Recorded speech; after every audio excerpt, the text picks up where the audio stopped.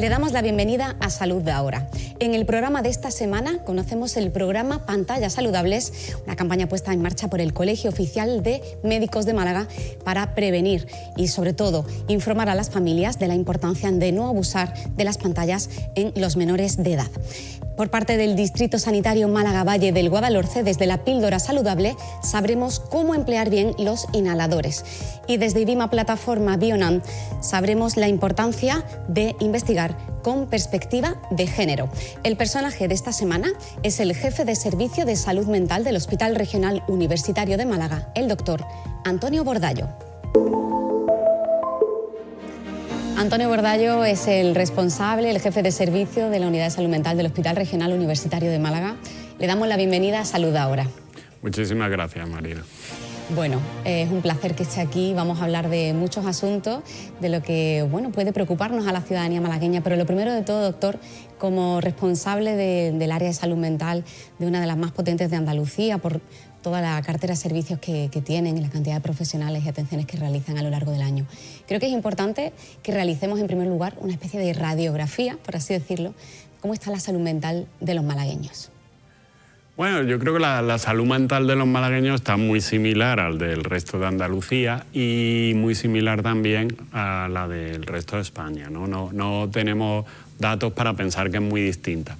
Es verdad que hay algunas circunstancias en nuestra manera de vivir y en nuestro entorno que empeoran, ¿no? Si temas como el tema de vivienda, temas como el tema del trabajo, de una serie de cosas, ¿no? Que pueden hacer que nos afecten más algunas situaciones, ¿no?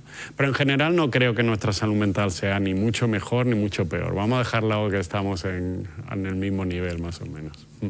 Pero sí es cierto que lo venimos hablando desde el año 2020, la pandemia de COVID-19. Bueno, pues parece que nos hace un poco frenar en seco, ¿no? Y quizá empezar a darnos cuenta de que necesitamos pararnos y pensar en ese autocuidado que tenemos que hacer a nivel emocional. ¿Realmente hay más problemas de salud mental ahora que hace 10 años o estamos empezando a darle más importancia? No sé si nos puede arrojar un poco de luz sobre estas preguntas. La pandemia ha seguido un poquito el mantra, no tanto para esto como para todo, ¿no? Todo ha tenido la culpa la pandemia y tal. Yo creo que si somos un poquito más reflexivos, sinceros y todo eso, seguramente todo esto venía desde un poco antes, ¿no? Venía muy relacionado al cambio social, cultural que estamos teniendo, que está haciendo muy acelerado. La pandemia fue como algo además inesperado, que nos dio la vuelta a todos y que provocó lógicamente un incremento enorme de la patología a nivel mental, ¿no? Porque significó un sufrimiento extra para una gran parte de la población. Los primeros años post-pandemia es verdad que hemos tenido tasas de incremento altísimas, ¿no?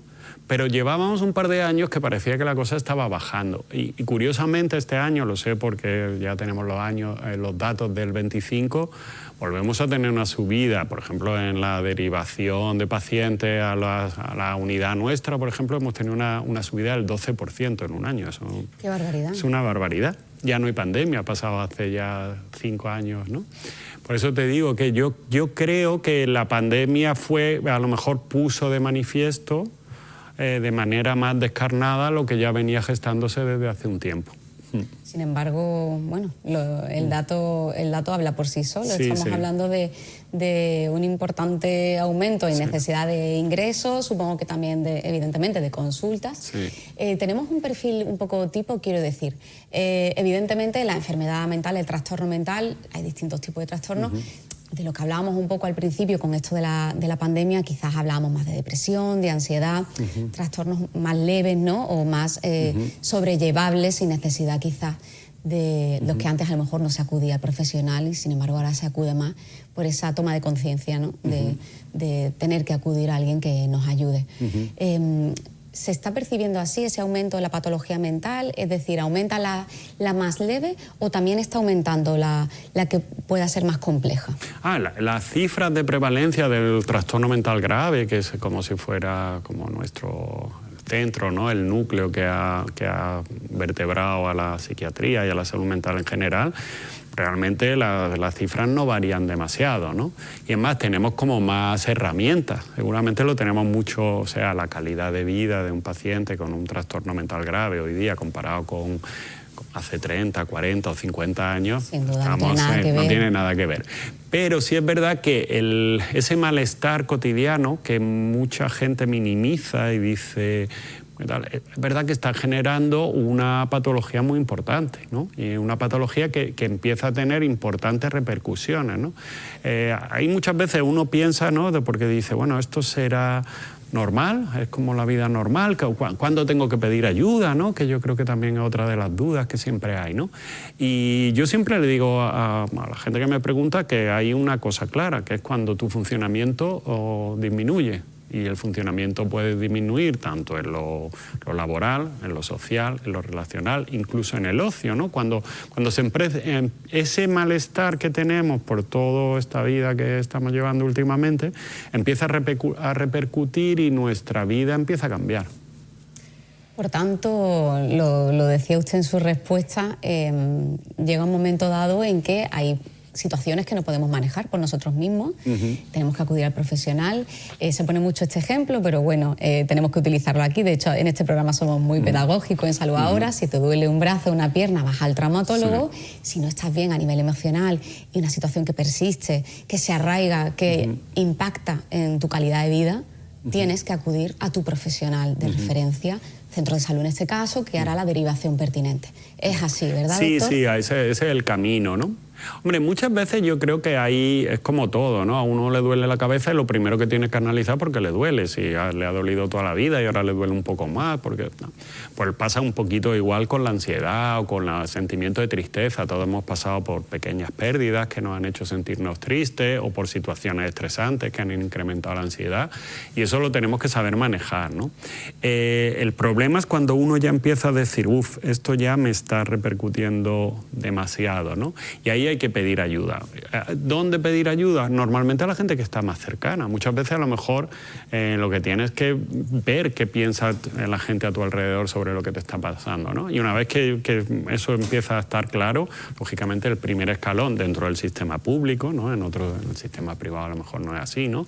Es el médico de familia, ¿no? El enfermero del centro de salud, ¿no? Que son los que en teoría te pueden ya decir, mira, esto no pasa nada, o vamos a dar un escalón más, ¿no? Vamos a pasar al nivel especializado, que sería la salud mental, y ahí hay un colectivo de profesionales de distintas categorías que pueden ayudar, ¿no? Desde lo social, el trabajador social, desde la psicología, el psicólogo clínico, desde la psiquiatría, el psiquiatra, el enfermero especialista de salud mental. O sea, hay un colectivo muy importante de profesionales. Hablábamos de la salud mental en general, pero es inevitable hablar también de la juvenil. Ahora hablaremos de un dispositivo que han abierto en su centro recientemente.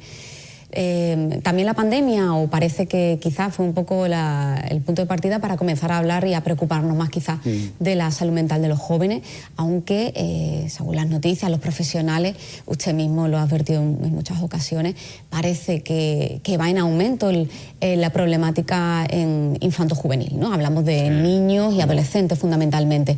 ¿Qué está pasando, doctor? ¿Están realmente testando esa situación? ¿A qué la achacan? Si es que se puede, porque entiendo que es complejo, claro. Sí, es un campo muy complejo, pero es verdad que la población infanto-juvenil, como una de las poblaciones más vulnerables a nivel etario, ¿no? La tercera edad y los jóvenes, ¿no?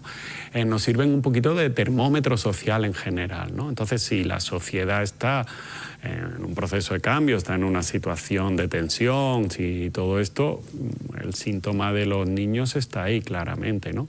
Los niños, además, que ya venían sufriendo pues muchos cambios, ¿no? El tema de las redes sociales, el tema de muchos fenómenos relacionados con las redes sociales. El aislamiento que quizás a veces también producen, ¿no? Las redes sociales. El tema del acoso, el tema del bullying. Antiguamente, si te hacían bullying, te lo hacían 30 personas, que era tu clase. Ahora te lo pueden hacer 300. Ahora claro. 300 o todo un país. O todo un país. Es que es un cambio de paradigma absoluto, ¿no? Yo siempre lo digo, ¿no? Bueno, pues entonces el problema es que esos niños se han visto sometidos a eso y luego les llega la pandemia, encima se ven aislados, sin entender muy bien tampoco lo que pasaba, sin todo eso, ¿no? Y yo creo que eso han sido como lo que ya veníamos caminando, más el tema de la pandemia, y es verdad que a partir de ahí ha habido un incremento gigantesco que nos está obligando a repensar toda la atención que le damos a nivel de salud mental a la infancia y la adolescencia. Ya se ha creado la especialidad de psiquiatría infantil, la psicología clínica también está ahí en su diálogo interno sobre si hay que crearla también o no. Cada vez hay más dispositivos especializados en la atención infanto-juvenil. Por ahí andamos.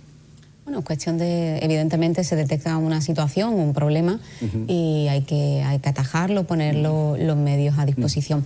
Y de eso hablábamos antes, ¿no? Han puesto en marcha recientemente la unidad de hospitalización de salud mental infanto-juvenil en el Hospital Regional Universitario de Málaga. Hospitalización breve. No sé si nos puede explicar esto, en qué consiste, a qué tipo de paciente está dirigido y un poco en qué medida que Málaga cuente con un dispositivo como este pues supone un plus en la atención y la calidad de pacientes que quizás antes se sentían un poco en tierra de nadie, quizás, ¿no? Sí. Bueno, lo primero es decir que la creación de este tipo de unidades se basan en una historia legal. O sea, la población infanto-juvenil no puede compartir los dispositivos en salud mental con la población adulta. O sea, estamos haciendo esto sobre todo porque hubo una ley que nos dijeron esto hay que cambiarlo, ¿no? Ni siquiera las salas de espera pueden compartirlas, ¿no? A nivel de salud mental, ¿no? En otras especialidades sí. Eso es lo primero, ¿no? Esto se crea además de por ello, pues porque cada vez, si antes podíamos tener un ingreso de un menor de 18 años, pues vamos a poner a 2 meses, un ejemplo, pues ahora a lo mejor tenemos 2 a la semana. Claro. O sea, se ha incrementado. De lo que hablábamos un poco, evidentemente. Brutalmente. Claro. Se ha incrementado muchísimo. Nosotros esta unidad la hemos creado en el Hospital Civil para la población en teoría de 14 a 18 años, ¿no? Porque la población menor de 14 tendría que seguir pues, en el materno, que tenemos también un par de camas, ¿no? Esta unidad nace con 6 a 10 camas, digo 6 a 10 porque hay 6 son totalmente para población adolescente con problemas de salud mental y va a haber 4 que la vamos a tener compartida entre la unidad de trastorno de conducta alimentaria y también con esta unidad de hospitalización. Y el breve que me ha dicho, el breve no se ha puesto porque sí, se ha puesto porque queremos que sea nuestra filosofía. Nos asusta mucho de que la población adolescente que empieza a tener problemas en su desarrollo psicológico y en su manera de estar en el mundo aprendan en la institución a cómo intentar solucionarlo. Lo que se conoce como institucionalizar en el ámbito sanitario, que entonces, es que un paciente acabe en un dispositivo entre comillas, ya con un contacto permanente, ¿no? Y que piense que se tiene que hospitalizar para saber solventar los problemas. Eso es un error, ¿no? Claro. Hay momentos en que se requiere porque el cuadro tiene muy difícil control y no podemos controlarlo de otra manera, pero de otra manera sería como muy complejo, ¿no? Y queremos que sea una hospitalización lo más corta posible. Esa es... Y de hecho, y aquí ya nace unido a un equipo para intervención de estos pacientes que están en una situación de crisis personal, psicológica, lo que sea, para atención en comunidad, ¿no? En domicilio y todo eso. Viene unida esa unidad con ese pequeño equipo que hemos formado. Por situarla en el espacio físico, está en el Hospital Civil, que es un centro dependiente del complejo del Hospital Regional Universitario de Málaga, y dentro del centro de Guadalmedina, donde está también la unidad de trastorno de conducta alimentaria, una unidad muy puntera que también lidera usted junto a su equipo. Entiendo... Eso ocurre en la UTCA, en esta unidad de trastorno de conducta alimentaria. Supongo que también aquí se está teniendo muy en cuenta la familia, ¿verdad, doctor? Porque claro, hablamos de menores de edad con un proceso complejo y seguramente, seguramente no, seguro que conlleva el sufrimiento y la preocupación de un gran entorno, claro. Sí, sin la familia no podemos trabajar. O sea, van a ser el soporte posterior, además. Soporte y muchas veces están dentro de la dinámica que se ha establecido con el cuadro que tiene el adolescente, ¿no? Entonces, sin la familia no podríamos trabajar. Es fundamental. Cuidar al cuidador también, ¿verdad? Sí. Y darle pautas y herramientas. Y supongo que muchas veces también atención, porque el sufrimiento por un hijo hace que uno tenga per se sufrimiento también. Sí, no, y además normalmente... estas familias y tal se sienten también como muy vulnerables, ¿no? Porque uno siempre, cuando un hijo tiene algún tipo de problema, lo primero que piensa es qué habré hecho yo mal. La culpa. Claro. Entonces es verdad que hay que sostenerlo, hay que aclararle cosas, a veces tienen que cambiar conductas o posicionamientos, ¿no? Pero es verdad que tenemos que estar ahí con ellos. Doctor, pues ha sido un placer tenerle en Salud Ahora. Nos ha faltado tiempo, siempre nos pasa, es buena señal. Tenemos que seguir hablando de salud mental, seguiremos haciéndolo. Esperamos pronto poder visitar esa unidad de hospitalización breve.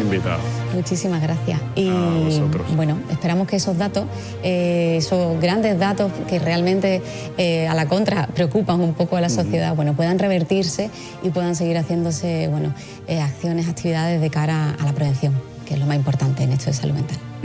Muchísimas gracias. ¿Vale? Hasta luego.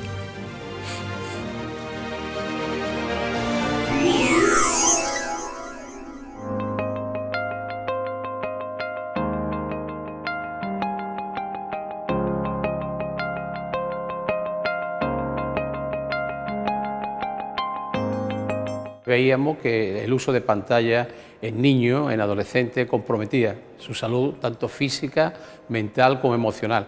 Se había visto en las consultas que los niños ya acudían con patologías importantes, patologías por ejemplo de visión, patologías de no conciliación del sueño y fracaso escolar, aumento del aislamiento. El niño se dedicaba a hacer ejercicio y deporte, pues se dedicaba a estar aislado con la utilización de las pantallas, con lo cual se va aislando mucho más y a la larga tiene problemas de relación con el resto de los compañeros.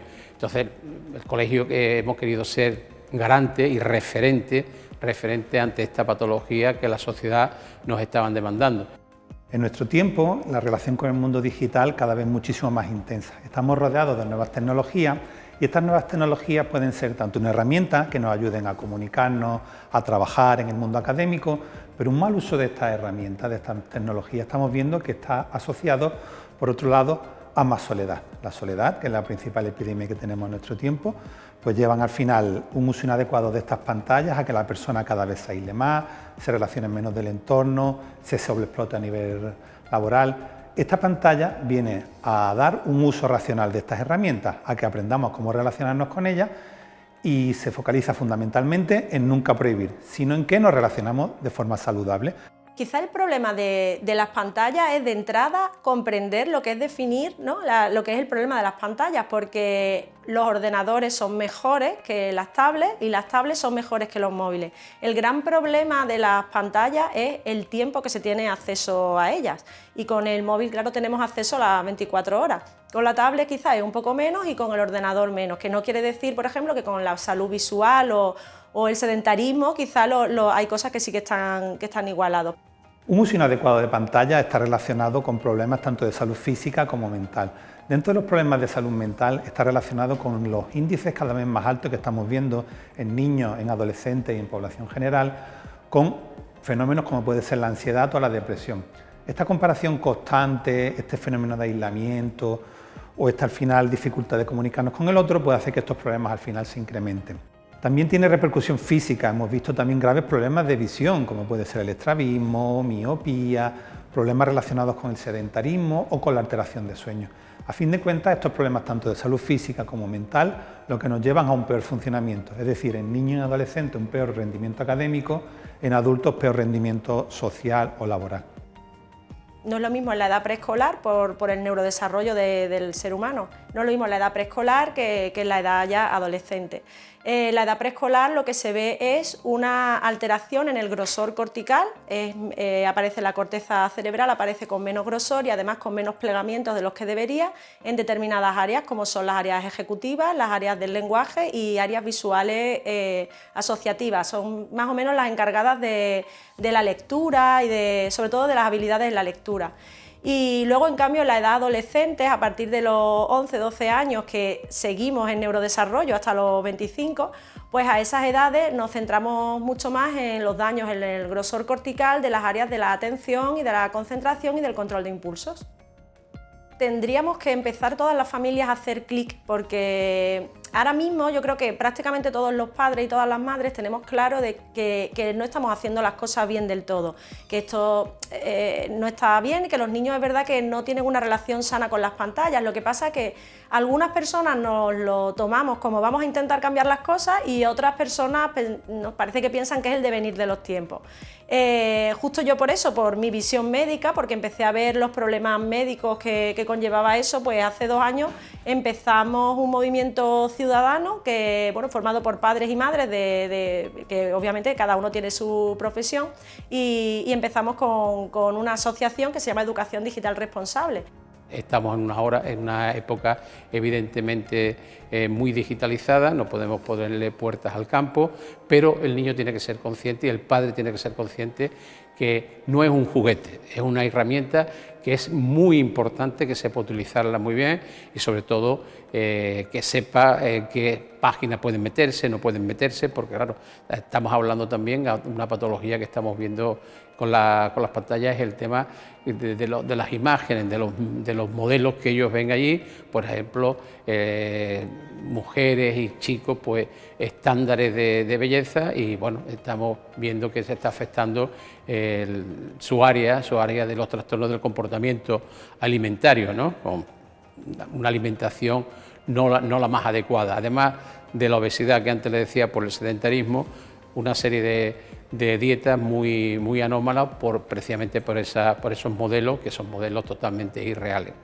No es más que acordar entre las familias algunas normas y algunos límites de lo que es saludable, y es verdad que muchas veces a lo mejor hemos perdido la perspectiva, pues ahí te viene muy claramente pues que en las horas de las comidas, en las horas en familia no se debe tener tecnología en la mesa, que cuando se está viendo la tele se está viendo la tele en familia, que no se está viendo la tele con un móvil en la mano, que en los dormitorios y en los baños no se debe ir con el teléfono en la mano, sino que se puede dejar en una zona de la casa. Y luego en ese mismo plan familiar a mí me parece básico porque es el ejemplo del adulto. El ejemplo del adulto que hace que cuando entra por la puerta de su casa hay unas normas con respecto a ese enganche que nos dan sobre todo, ¿no?, redes sociales y nosotros por mucho que lo que estéis es mandando un email del trabajo, pues si no es el sitio no se hace, y es verdad que eso es básico para que los niños lo entiendan.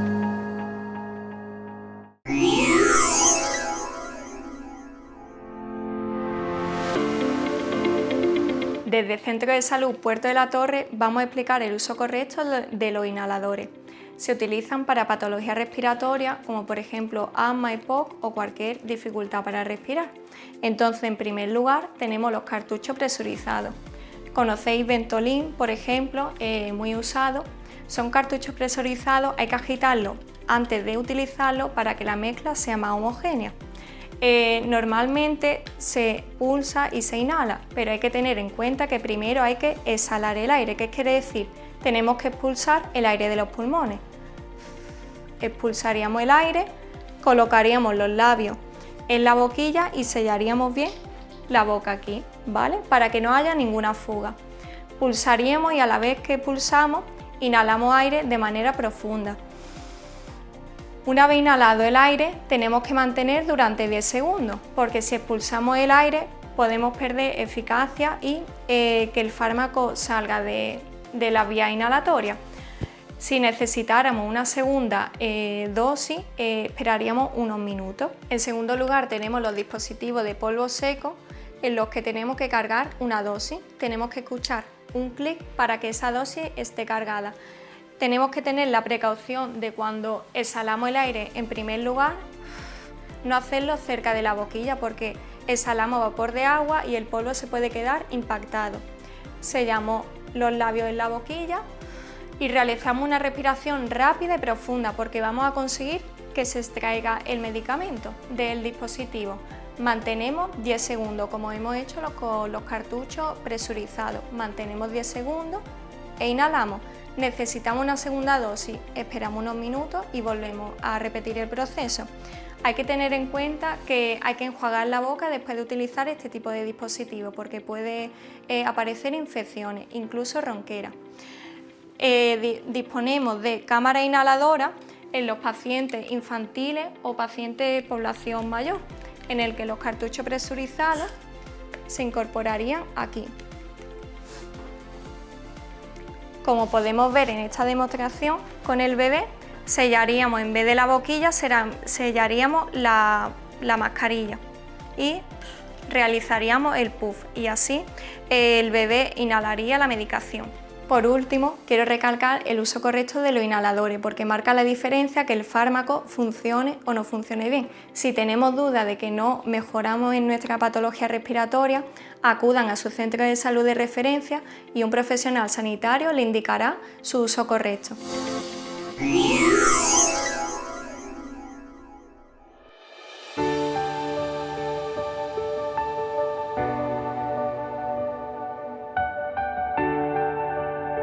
Investigar con perspectiva de género es clave para comprender la salud de las mujeres. Durante décadas, la mayor parte de los estudios han tomado a los hombres como referentes, lo que ha generado lagunas en el diagnóstico, el tratamiento y la prevención de enfermedades en las mujeres. Por este motivo, en IBIMA Plataforma Bionan han incorporado un grupo emergente para tener en cuenta esta mirada, que permite analizar cómo influyen los factores biológicos, hormonales, sociales y culturales en su bienestar. Nuestra idea es analizar y hacer investigaciones en la salud integral de las mujeres, teniendo en cuenta los factores sociales, los factores biológicos, factores culturales y de género.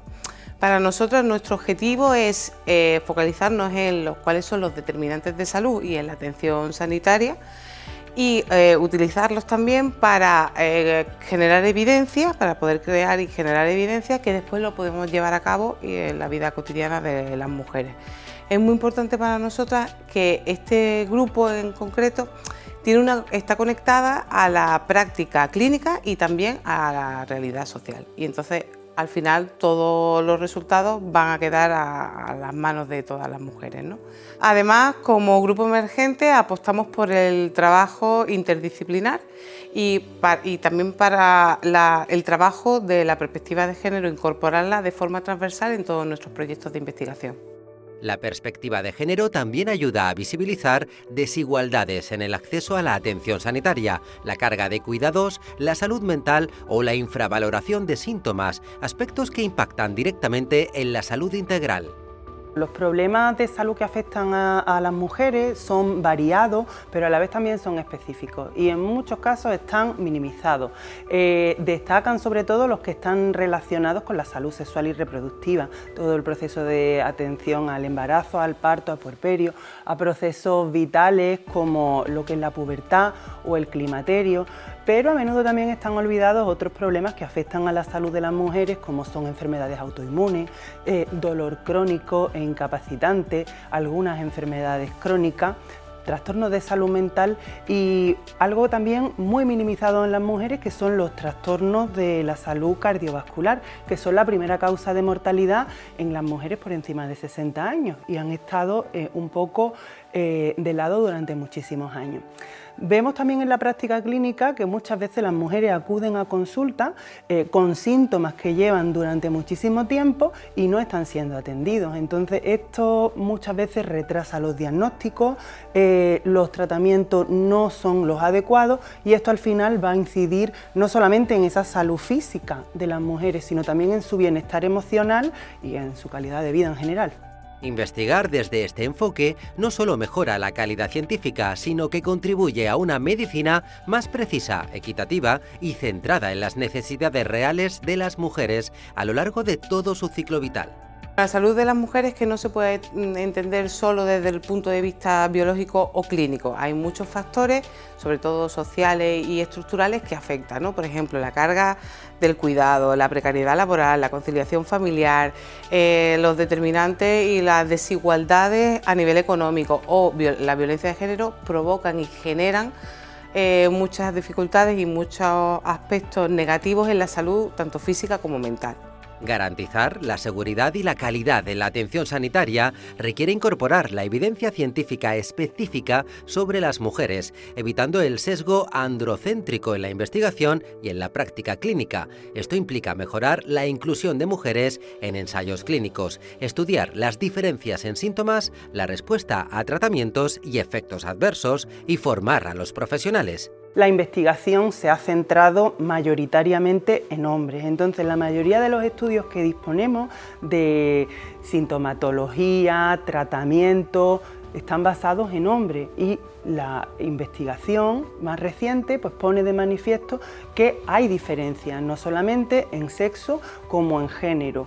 Esto al final, ¿qué hace? Pues que una mujer vaya a un proveedor de salud y que esos síntomas puedan ser clasificados de manera incorrecta, los diagnósticos puedan llegar tarde o mal y los tratamientos pues no sean los correctos. Entonces la investigación de género, ¿qué es lo que pretende? Pues no pretende tampoco soslayar a nadie, no se trata de investigar solo a las mujeres, sino es algo justo, algo equitativo y que al final va a incidir en la salud de toda la población. Investigar en sexo y en género hace que mejore la salud de toda la población.